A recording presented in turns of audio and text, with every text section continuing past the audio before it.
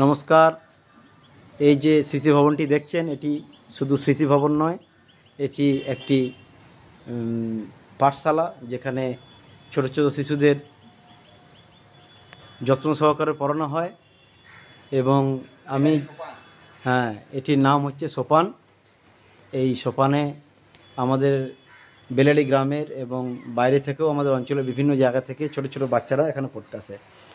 আর আমি বিশেষ যে কারণে ভিডিও করছি, আমাদের বেলারি গ্রামে আজ থেকে ঝুলন যাত্রা শুরু হয়ে গেছে এবং সেই ঝুলন যাত্রার মূল উদ্যোক্তা এবং যিনি আমাদের এই ঝুলন যাত্রাকে সবার সামনে তুলে ধরে আমাদের এত আনন্দ দিয়েছেন, সেই মানুষটি উপেক্ষিত হলেও আমাদের কাছে এবং বিভিন্ন শুভাকাঙ্ক্ষী মানুষের কাছে অনেকটাই তিনি উপযোগী এবং আমাদের অনেক আদরের শ্রী শ্রীকুমার চট্টোপাধ্যায়।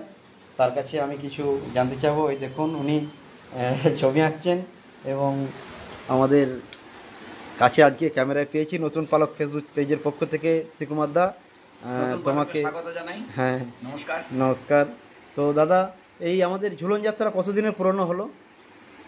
বেলারি গ্রামে প্রথম আমি আমার বৈঠকখানাতে আজ থেকে 51 বছর আগে প্রথম আমি উদ্যোগ নিয়ে এই মানুষ ঝুলনটা শুরু করি এবং আমি সাজি, এবং এবছর আমার 52তম সাজা হবে এবং 51 বছর সাজা হবে এবং কন্টিনিউয়াসলি আমি সেজে যাচ্ছি।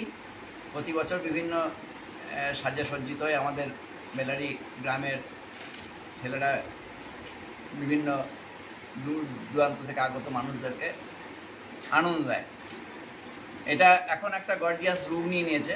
এখন একটা মেলাও বসে, এবং আমাদের বেলারি গ্রামীণ পাঠাগারের উদ্যোগে আমরা ঝুলনটা এখন চালিয়ে যাচ্ছি। আগে আমাদের বাড়ির বৈঠকানা হয়েছে, তারপরে সেখান থেকে বটতলামার কালী মন্দির, তারপরেতে কেশেদের দুর্গাবাড়ি, তারপরে মেটেপাড়ার মনসাতলা, তারপরেতে কঙ্কালী মাস্টারমশাই খামারে, তারপরেতে উনি এখন মারা গেছেন স্বর্গীয় কঙ্কালী বাবুর খামারে। তারপরেতে আমরা কিশোর বাহিনীর উদ্যোগে বেলারি প্রাইমারি স্কুলে করি। তারপরে আমরা সূর্য সংঘের উদ্যোগে করি। পরবর্তী ক্ষেত্রে সূর্য সংঘ এবং বেলারি গ্রামীণ পাঠাগার দুটো সংস্থায় এই মানুষ ঝুলনটা চালিয়ে যাচ্ছে। এবং বেলারি গ্রামীণ পাঠাগারও 25 বছর অতিক্রম করে ফেলেছে, যার জন্যে বহু দূর দূরান্ত থেকে মানুষ আসে। আমরা এটা একটা জনসচেতনতা বৃদ্ধি এবং সামাজিক শিক্ষার অঙ্গ হিসেবে এটাকে দেখি। এবং এখানে আমাদের ওই ঝুলনে যে সমস্ত ক্যাপশনগুলো থাকে, তার মাধ্যমে মানুষের মধ্যে একটা সামাজিক সচেতনতা এবং একটা শিক্ষাবোধ গড়ে তোলার আমরা চেষ্টা করি। সেই সঙ্গে বিভিন্ন ধরনের ক্যাপশন থাকে আমাদের, যেমন বিভিন্ন টেস্টের যে মানুষরা থাকে তাদের জন্য কিছুটা হাসির ক্যাপশন, কিছুটা রামায়ণ মহাভারত পুরাণ, কিছুটা বিজ্ঞান ভিত্তিক কিছু কার্যকলাপ, এসব নানানভাবে আমাদের ঝুলনটাকে আমরা সাজানোর চেষ্টা করি। গেটগুলো আমাদের যথেষ্ট রকম ভালো হয় এবং আমাদের ক্যাপশনগুলো মানুষের মনটা কেড়ে নেয়। এটা করে আমাদের ভীষণ ভালো লাগছে এবং আমার এখনো পর্যন্ত আমি সেজে যাচ্ছি। এটা আমার 51 বছর অতিক্রম হবে এবং এটা 52তম আমার সাজা হবে। এবং নতুন পালকের পক্ষ থেকে আমরা স্বাগত জানাই। নতুন পালক একটা নতুন এবছরে উদ্যোগ নিয়েছে যে আমাদের এই ঝুলনতলায় প্রচুর লোক সমাগম হয়, প্রায় 15-16 হাজার লোক আসে। তো সেই লোক সমাগমের ফলে যদি কারো হঠাৎ করে কোনো বয়স্ক মানুষ বা কোনো ব্যক্তি যদি অসুস্থ হয়ে পড়েন, তো তার জন্যে নতুন পালকের পক্ষ থেকে একটা পরিষেবা আমাদের দেওয়ার চেষ্টা করেছে। সঙ্গে সঙ্গে তাদের গাড়ি করে তারা বিভিন্ন ডাক্তারখানায় বা হসপিটালে নিয়ে যাওয়ার উদ্যোগ নিয়েছে এবং আরও অনেক সামাজিক কাজকর্মের সঙ্গেও নতুন পালক যুক্ত আছে। এবং নতুন পালকের যে কর্ণধার আমরা মাননীয় শ্রীযুক্ত লক্ষণ মেটে মহাশয়কে আমরা যথেষ্ট ধন্যবাদ জানাই এবং তারা যে এই উদ্যোগটা নিয়েছে, সেই জন্যে আমার তরফ থেকে তাদেরকে ধন্যবাদ জানাই এবং কৃতজ্ঞতা জানাই। নমস্কার। দাদা, খুব ভালো লাগলো তোমার কাছে এসে।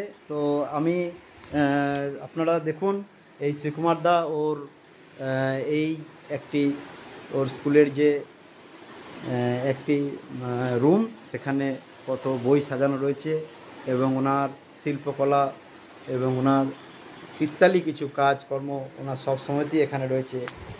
যারা যেখান থেকে মানুষ ছোট ছেলেবেলা থেকে বড় হওয়া পর্যন্ত তাদের বিভিন্ন রকম শৈল্পিক কাজে নিজেদেরকে নিযুক্ত করতে পারে এবং সাহিত্য শিল্প কর্মে নিপুণতা নিয়ে আসতে পারে এবং নিজেদের জীবনকে এবং আগামী দিনের ছোট ছোট শিশুদেরকে এই সমস্ত জায়গা থেকে শিক্ষা দিতে পারে, সেই সমস্ত শিক্ষামূলক জায়গায় শ্রীকুমার চট্টোপাধ্যায় আমাদের দাদা, উনি ছেলেবেলা থেকে আজীবন এটা করে আসছেন। এর জন্য নতুন পালক ফেসবুক পেজ আর আজ ওনার কাছে এসছেন এবং আজ থেকে ঝুলনের আরম্ভ। আপনারা সকলেই আসবেন, দূর দূরান্ত থেকে মানুষরা আসে এখানে, এটা আমাদের ভালো লাগে। এবং বেলারি গ্রামীণ পাঠাগার মানে শুধুমাত্র এই ঝুলন নয়, বিভিন্ন ধরনের সাংস্কৃতিক